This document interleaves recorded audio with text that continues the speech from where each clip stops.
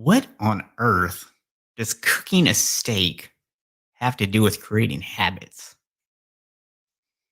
Hey, my name is Stephen Box, and welcome to Unshakable Habits Daily Live. This is the daily series that helps you to go from unsustainable habits to unshakable habits in less than 5 minutes per day. Today, I'm going to share a quick story with you and illustrate to you why I think so many people struggle to maintain their habits. I want you to think about a steak. And I'm using this example because I just had steak for dinner and it's on my mind. When you go to cook a steak, if you look at the steak after a few minutes, what you will find is that it is nice and brown on the outside. In other words, if someone were to just walk up and they had no idea how long your steak had been on the grill or the stove or whatever, they would think that your steak is done. The truth of the matter is your steak is still completely raw inside. Even the people who like their steak at the absolute rarest possible temperature, it would be too rare for them. They wouldn't even want it yet. That's how raw it would still be. And a lot of times we make this mistake when we're establishing habits.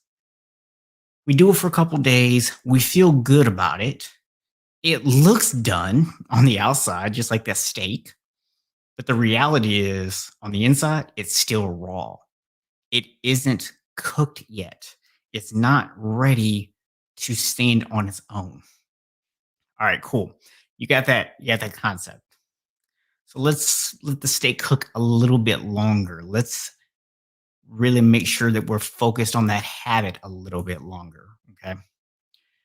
So now the steak continues to cook, and there's a couple things to determine when your steak is ready. Number one, how big is your steak? How thick is it? Well, the same thing applies to your goal. How big, or not your goal, but your habit? How big is this habit you're trying to implement? Is this like a big, massive thing, or is it just some simple little thing that you're trying to put in? You see, a simple habit, something that's very tiny, is the equivalent of cooking that steak to rare. Whereas a big, massive habit is like trying to get that bad boy to well done. Okay. So you have to think about how big is this habit you're trying to create? Because if you don't cook it to the right temperature, it's not going to get where you want it to be yet. And again, it will not stick. All right, moving forward. The other thing you have to consider outside of the size and the doneness level of what this habit is and comparing it to your steak. The other thing that you have to really stop and think about here is, have you let your habit rest? Now, see, anyone who knows about cooking a good steak understands that no matter what temperature you want the steak to cook to, it needs to rest for about 5 minutes after you cook it. Why? So that all the juices can go back to where they're supposed to go. Well, habits aren't much different. You see, once you've established a habit, once it has become a solid habit, it's become something you do consistently. You can't just stop focusing on it at that point. You got to stay focused on it just a little bit longer, maybe a little bit less than what you were, but you still have to pay a little bit of attention to it. That's the resting period.